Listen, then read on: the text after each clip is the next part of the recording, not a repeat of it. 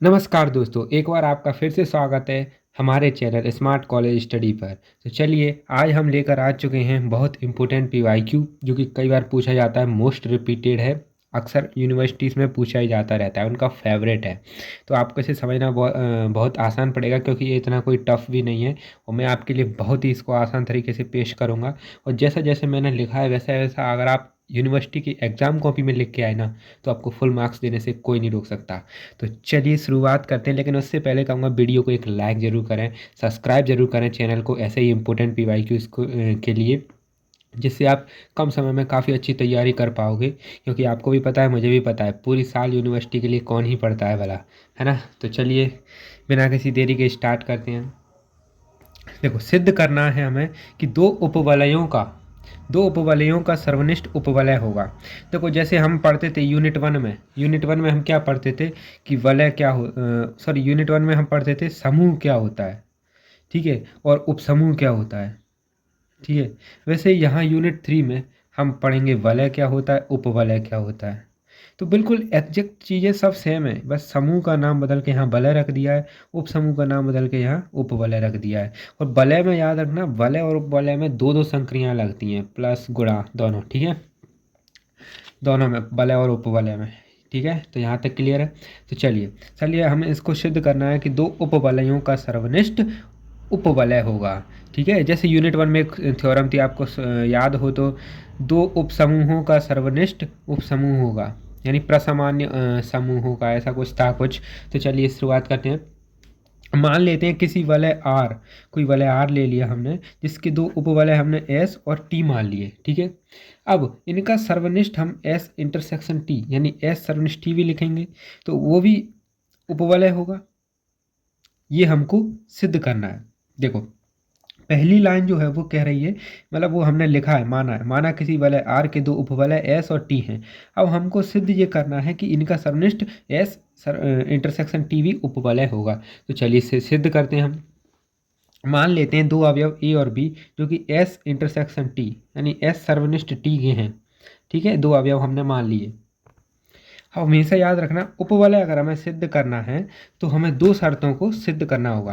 पहली शर्त तो ये होगी कि ए और बी का अंतर, यानी ए माइनस बी, एस सर्वनिष्ठ टी में हो, और दूसरा ए इंटू बी एस सर्वनिष्ठ टी में हो। तो चलिए शर्त 1 को सिद्ध करते हैं बहुत ही आसान वे में। शर्त 1 में देखो, एक बात बताओ, हमने यहाँ पे माना था ए और बी दोनों के दोनों एस सर्वनिष्ठ टी में हैं, ठीक है।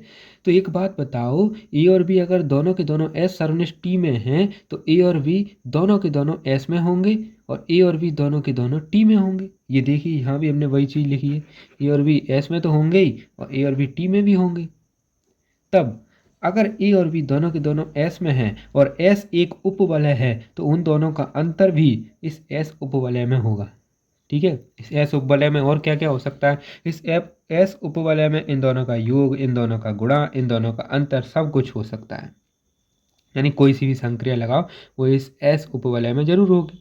तो इसी प्रकार हमने अंतर लिया तो अंतर तो इस एस उपवलय में जरूर होगा।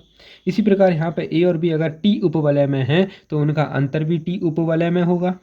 क्लियर यहाँ तक। अब फाइनल बात यहाँ तक पहुँचती है कि ए माइनस बी अगर एस उपवलय में भी है, ए माइनस बी अगर टी उपवलय में भी है, तो ऑब्वियस सी बात है ए माइनस बी एस और टी के सर्वनिष्ठ में होगा ही होगा। मैंने सर्वनिष्ठ और संघ का कंसेप्ट आपको बहुत अच्छे से समझाया है, आई होप उसमें तो आपको कोई दिक्कत नहीं होगी, पहले ही बता चुका हूँ। आप हमारी चैनल पर प्लेलिस्ट बनी है, वहाँ पर क्रम से वीडियो देखें, वहाँ पर सभी मोस्ट इंपोर्टेंट क्वेश्चन ही कराए गए हैं, ठीक है। अब शर्त 2 क्या थी, ए टू बी हमें एस सर्वनिष्ठ टी में, ये हमें शर्त 2 सिद्ध करना है, ठीक है। तो मान लेते हैं ए और बी एस में है, मान क्यों लेते हैं, ये है ही तो, है ही ना। देखो ए और बी एस सर्वनिष्ठ टी में है तो ए और बी एस में तो होंगे ही, इसी प्रकार ए और बी टी में तो होंगे ही। अब ए और बी एस उपवलय में है और ए और बी टी उपवलय में है, तो ये क्या हुआ, हाँ सॉरी मैं गलती बोल गया, यहाँ पे गुणा का चिन्ह लगा है। देखो ए और बी एस उपवलय में है, ए और बी टी उपवलय में है, तो एक बात बताओ, ए और बी अगर एस उपवलय में है तो उनका गुणा भी एस उपवलय में होगा, बिल्कुल होगा। और ए और बी अगर टी उपवलय में है तो उनका गुणा भी टी उपवलय में होगा।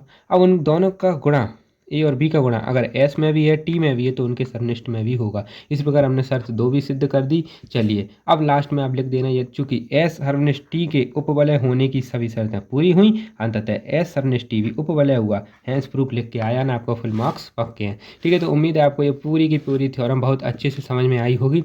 कोई भी डाउट हो तो आप कमेंट बॉक्स में पूछ सकते हैं, या फिर कोई और इंपॉर्टेंट क्वेश्चन हो जो कि आपके कॉलेज स्पेसिफिक कॉलेज में आता हो, आप हमसे बोलिए, हम आपको तुरंत सॉल्व करके देंगे सबसे आसान वे में। वीडियो को लाइक करना ना भूलें और चैनल को सब्सक्राइब जरूर करें। मिलते हैं अगली किसी वीडियो में जहाँ पर कोई इंपॉर्टेंट पीवाईक्यू क्वेश्चन हम सॉल्व करा रहे होंगे। तब तक के लिए all the best for your upcoming exam.